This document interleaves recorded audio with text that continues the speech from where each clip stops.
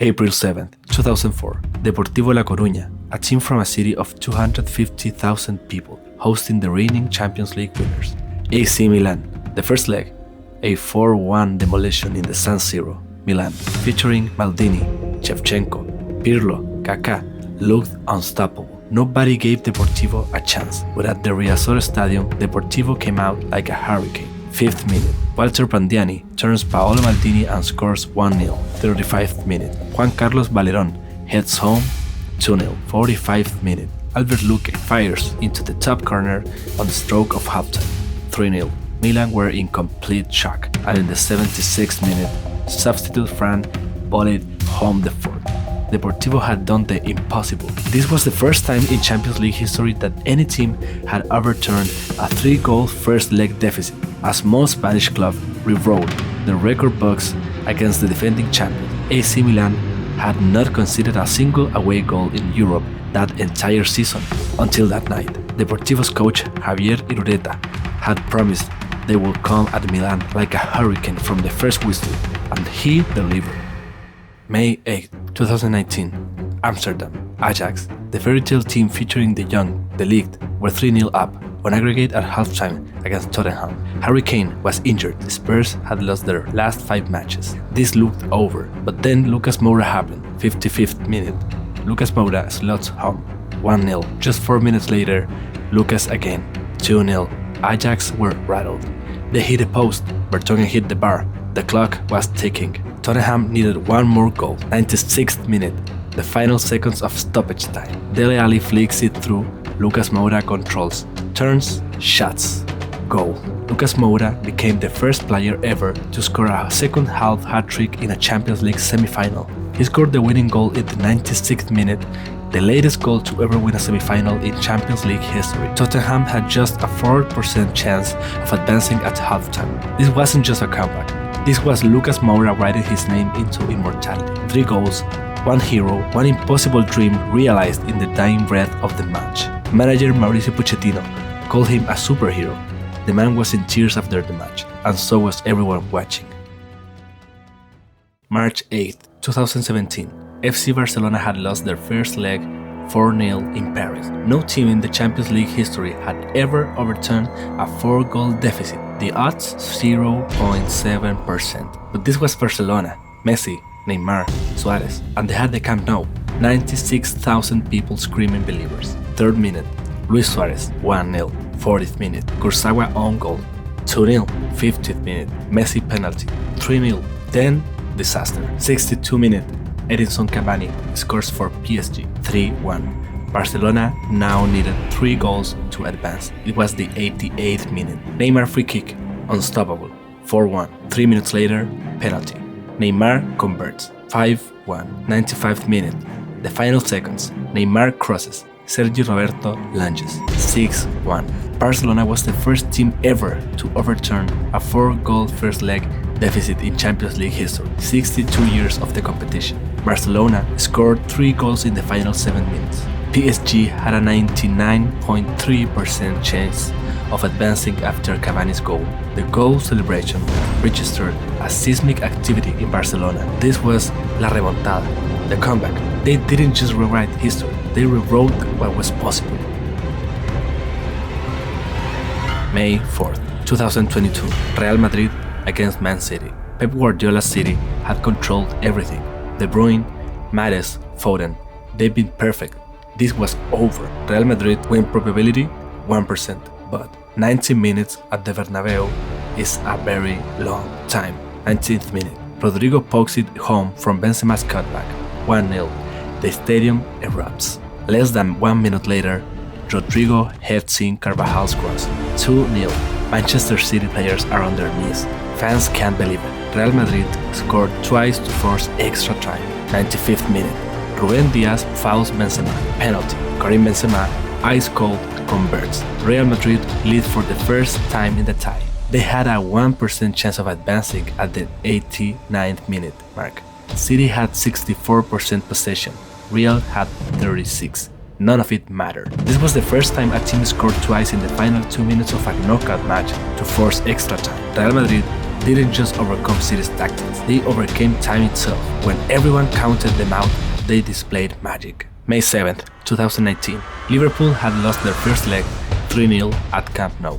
Messi had been magnificent, including a stunning free kick for his 600th Barcelona goal. Mohamed Salah was injured, Roberto Firmino was injured, Liverpool's two best attackers gone. But this is Anfield, and on European nights, Anfield doesn't do mathematics. 7th minute, Dep Coruña to make it 1-0. Gini Wijnaldum, the substitute, smashes it 2-0. 56th minute. Just 2 minutes later, Wijnaldum heads in again 3-0. Aggregate 3-3. Anfield is shaking. Barcelona were buckling. Then came the 79th minute. Trent Alexander-Arnold stands over a corner. Barcelona switches off for 1 second. Trent takes it quickly. Origi finishes 4-0. Jurgen Klopp described it as unbelievable. Barcelona were in shock. At Liverpool, they overcame a 3-goal deficit without their two best attackers. Barcelona had a 99% chance of advancing after the first leg. That corner trick executed in 2.4 seconds, the time it takes to blink. This wasn't just tactics.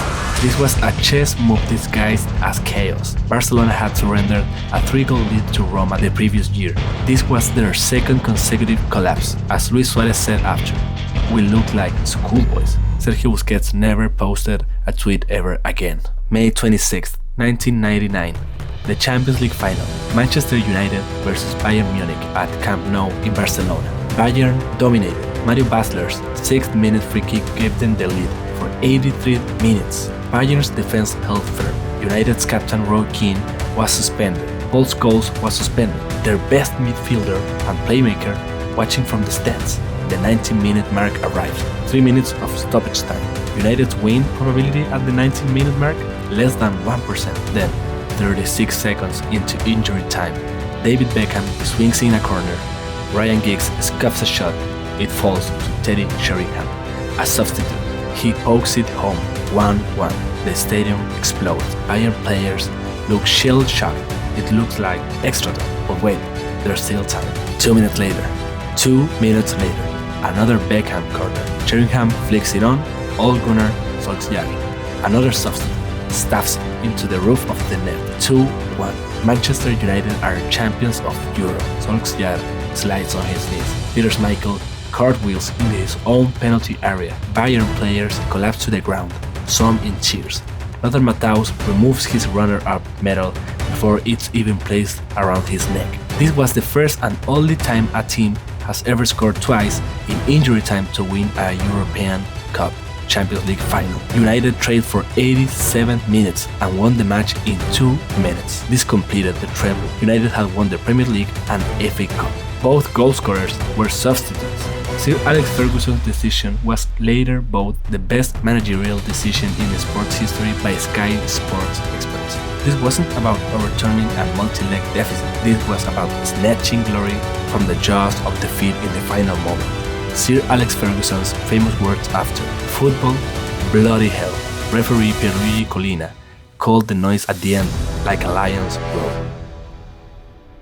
May 25th, 2005. The Champions League final. Liverpool vs AC Milan.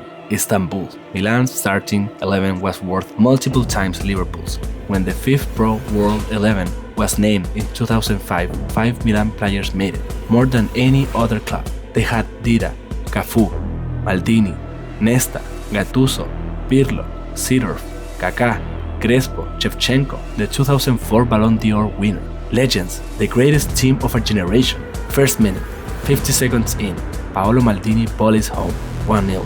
The fastest goal in the Champions League final at the time. 39th minute, Hernan Crespo, 2-0. 44th minute, Crespo again, 3-0. Liverpool fans were in tears. It was over. Milan fans were celebrating. The match was done. AC Milan's win probability at halftime, 99.8%. No team had ever come back from 3-0 down in a European Cup or Champions League final. Then Rafa Benitez made substitutions. He moved to a back three, brought on Dietmar Hamann, and something changed. Something impossible. 54th minute, Steven Gerrard heads home, 3-1. A spark. 56th minute. 2 minutes later, Vladimir Smisser with a powerful long shot. 3-2, 60th minute.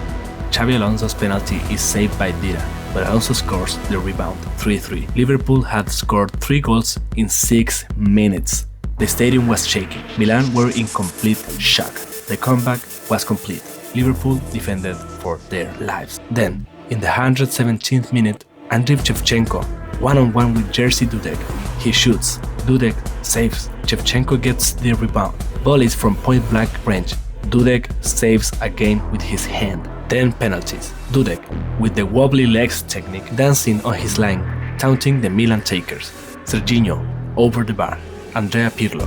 Dudek saves. Shevchenko steps up. Dudek saves straight down the middle. Liverpool are champions of Europe. Liverpool completed the comeback in 6 minutes. Dudek's double save against Shevchenko, one of the greatest saves in football history. Liverpool won their 5th European Cup, meaning they kept the trophy permanently. This wasn't about tactics or individual brilliance. This was about belief transcending reality. A team that had no right to win found a way because they refused to accept defeat. Captain Steven Gerrard with a header, Vladimir Smisser in what would be his last match for Liverpool, kissing the badge after scoring.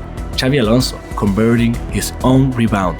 Jerzy Dudek channeling divine intervention. He dedicated the performance to Pope John Paul II, who had died a month earlier. The miracle of Istanbul didn't just change a match, it changed what we believe is possible.